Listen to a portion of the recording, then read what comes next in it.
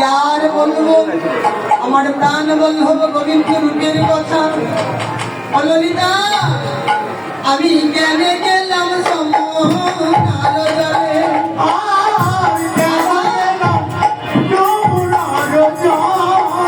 ও ললিতা বিশ্বধারে কেন গেলাম কেন গেলাম কেন গেলাম সমুদ্র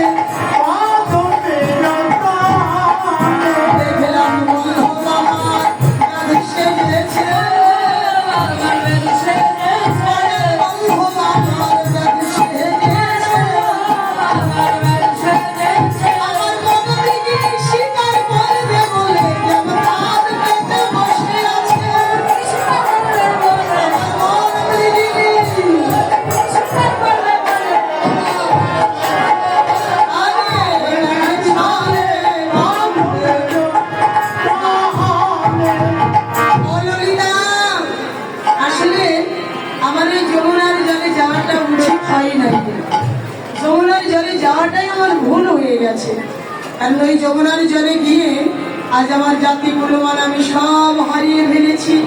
না গেলেই ভালো ছিল। আমি দেখলাম নন্দের নন্দন আমার পরাণ বল্লভ আমার মন মৃগিনীকে শিকার করতে ধরবার জন্য তিনি কি করেছিলেন, অপরূপ রূপের ফাঁদ পেতে বসেছিলেন। কিন্তু শুধু ফাঁদ পেতে বসে থাকলে তার শিকার ধরা যায় না, হ্যাঁ, তাকে আহার দিতে হয়, সেবা দিতে হয়। আর দ্রব্য বস্তু না দিলে কি শিকার ধরা যাবে? সখিনে এই জগতে ব্যাধেরা অনেক দূরে ফাঁদে পেতে কিছু আধার দিয়ে রাখে, আর ব্যাধি নিকটে আড়ালে ওত পেতে বসে থাকে, যেন শিকার বুঝতে না পারে ধরার জন্য কেউ ফাঁদ পেতে বসে আছে। হ্যাঁ, কিন্তু সখিনে আমার বধূ আমার মন মৃগিনী শিকার করবার জন্য উনি অপরূপ রূপের ফাঁদ পেতে বসেছিল। কিন্তু আমার মন মৃগিনী শিকার করবার জন্য কিসের লোক দেখিয়েছিল জানিস? দিয়া হাস্য সুধাচার অঙ্গ ছাটায় হাস্য সুধাচার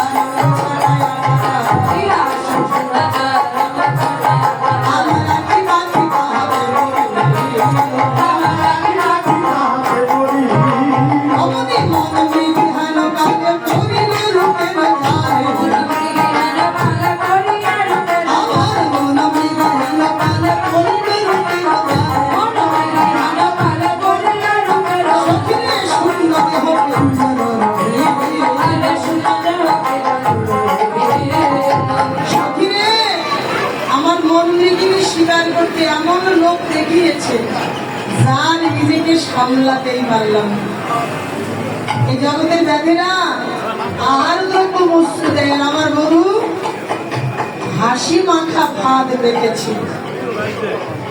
আর বদনে এই অমৃত ঝরা হাসি বদন দেখে আমার মন মৃগিনীকে আর আমি ধরে রাখতেই পেলাম না রে। এই হাসি মাখা বদন খালি দেখতে গিয়ে আমার মনটা এরূপের ফাঁদে বাধা পড়ে গেল। এই হাসি মাখা বদন খালি দেখতে দেখতে নয়ন গেল তো গেল, আমার মন পাখিটাও বন্দী হয়ে গেল।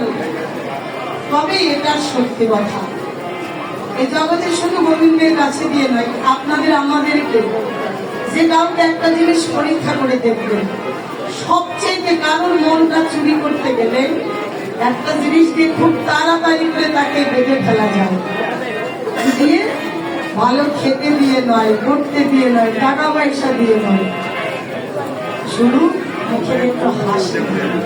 আপনার সাথে অজানা অচেনা যে কোনো মানুষ হোক, যদি এতদিন পরীক্ষা পরীক্ষা না করেন আজকে থেকে পরীক্ষা করে দেখুন, যাদের সঙ্গে কোনোদিন কোনো চেনা জানা নেই, শুধু তাদেরকে দেখে একটু হাসবেন, দেখবেন ওরা আর পা উঠবে না।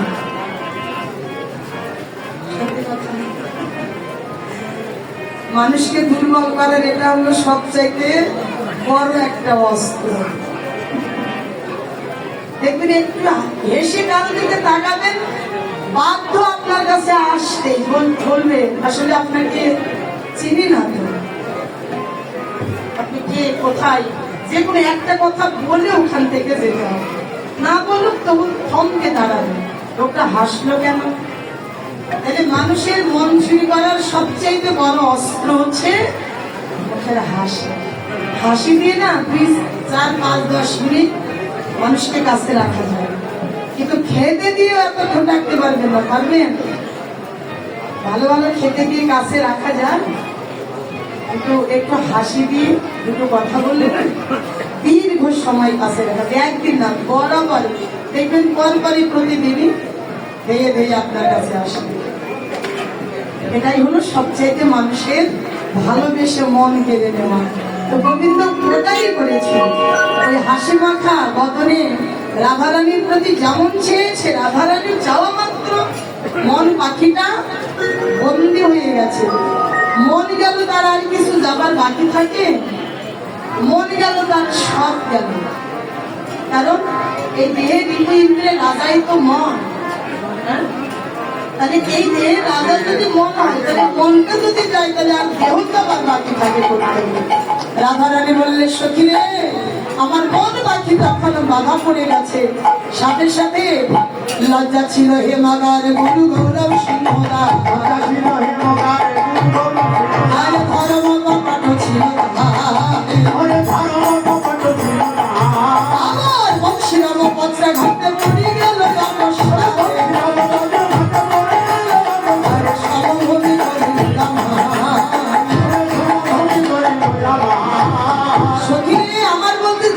ছিল। লজ্জা, সরম, ধরম, ধরম, গরম সব এক এক করে চলে গেল।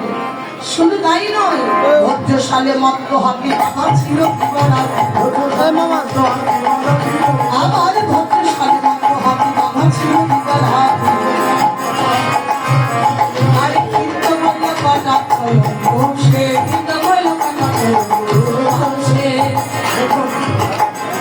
রাধারানী বললে, সখী রে, আমার ধৈর্যশালী মত্ত হাতে বাধা ছিল দিবার আপি, ক্ষিপ্ত কইল কটাক্ষ বসে।